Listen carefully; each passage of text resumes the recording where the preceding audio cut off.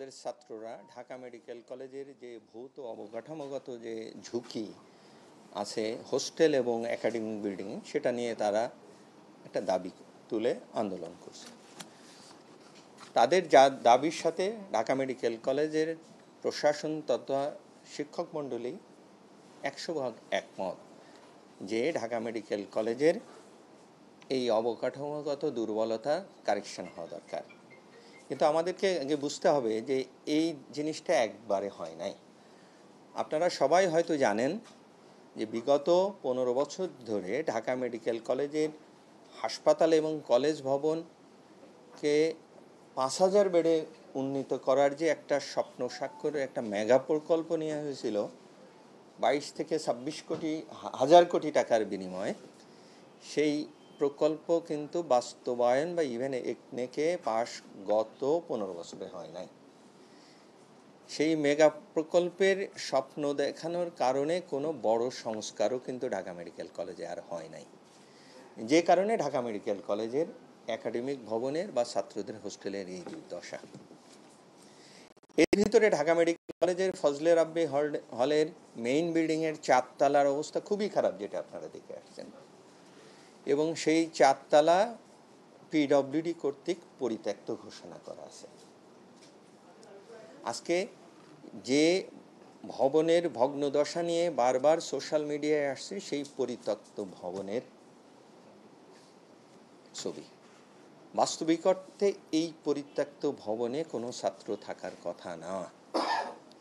বর্তমান প্রশাসন গত প্রায় 9 মাস ধরে এই পরিত্যক্ত ভবন থেকে আমাদের ছাত্রদের জীবনের ঝুঁকির কথা চিন্তা করে নামানোর জন্য প্রাণপণ চেষ্টা করতেছেন। তাদেরকে বুঝিয়ে, তাদেরকে বাবা মা বলে আমরা চেষ্টা করছি যে তোমরা অন্তত এই বিল্ডিং থেকে নামো।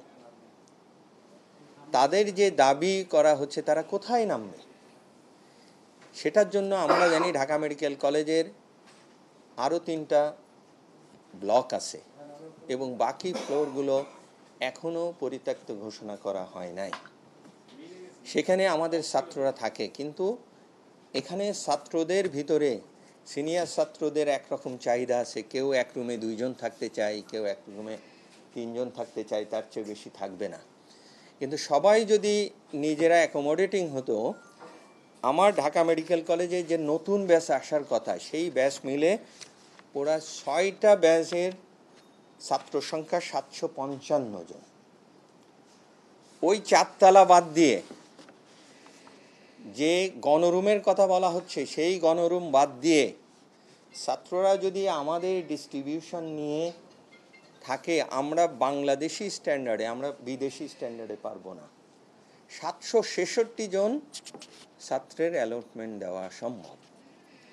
সেই জায়গা থেকে ছাত্রদেরকে আমরা নানান ইস্যু আছে, কিছু ইন্টার্ন হোস্টেলে যেতে পারতেছে না, এইসব অজুহাতে তাদের কিছু অসহযোগিতা আছে বিধায় আমরা এটা পারছি না গত বিষয়ে। কিন্তু এই ঝুঁকিতে তো আমরা ছাত্রদেরকে রাখতে চাই না।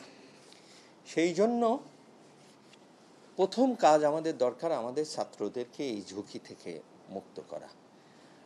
আমরা যেহেতু পারি নাই, এবং আপনাদের আরও জানিয়ে রাখি, ছাত্ররা এই দাবি থেকে ঈদের আগে থেকে ঢাকা মেডিকেল কলেজকে তারা বন্ধ ঘোষণা করেছে এবং তারা ক্লাসে আসে না।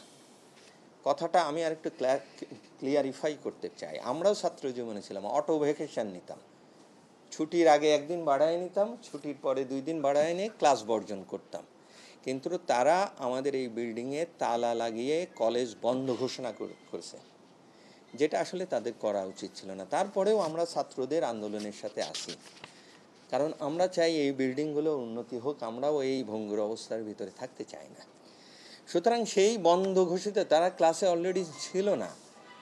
আমরা এটা থেকে 2টা জিনিসকে আমাদের কনসার্ন, একটা হচ্ছে ছাত্রদের নিরাপত্তা, আর দ্রুত একাডেমিক অ্যাক্টিভিটিসে ফিরে আসা যায় কি না, সেই জন্য একাডেমিক কাউন্সিল সিদ্ধান্ত নিয়েছে আপাতত কলেজ বন্ধ ঘোষণা হবে।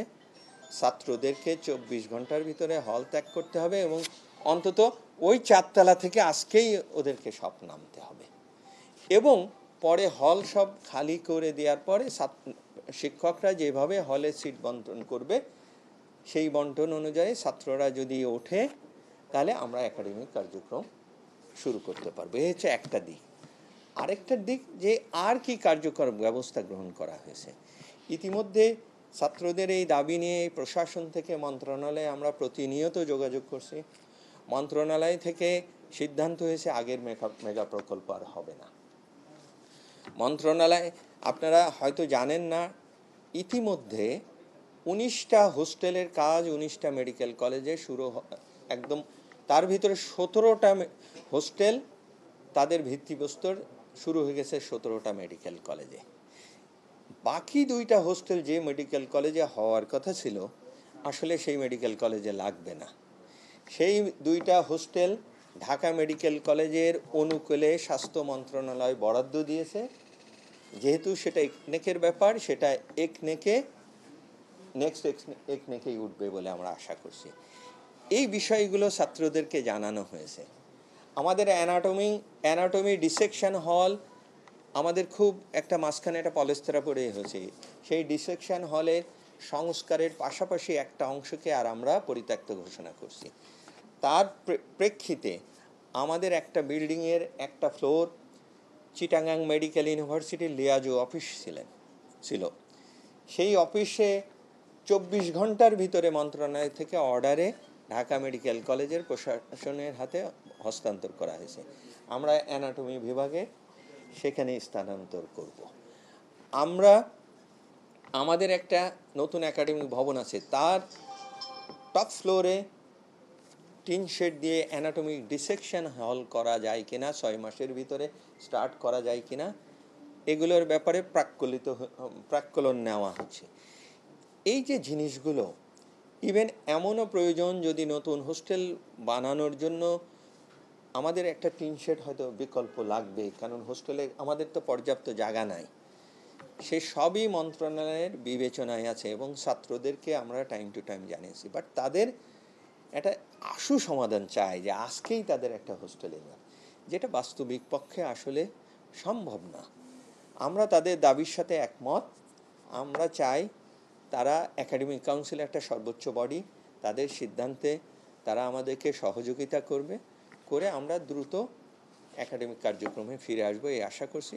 আমাদের অধিকাংশ ছাত্ররাই যারা এখনো ঈদের পরে আসতে পারে নাই, বাড়িতে আছে, তারা বুঝতেছে অন্য মেডিকেল কলেজের লেখাপড়া এগিয়ে যাচ্ছে, অন্য মেডিকেল কলেজের ফার্স্ট ইয়ারের ক্লাসে ওরিয়েন্টেশন হয়ে গেছে, আমাদের ছেলেরা আসতে পারে নাই। তারা নিজেরা বুঝে হোক না বুঝে হোক তারা এটা বর্জন করেছে। তারা কলেজে আসার জন্য উদ্গ্রীব।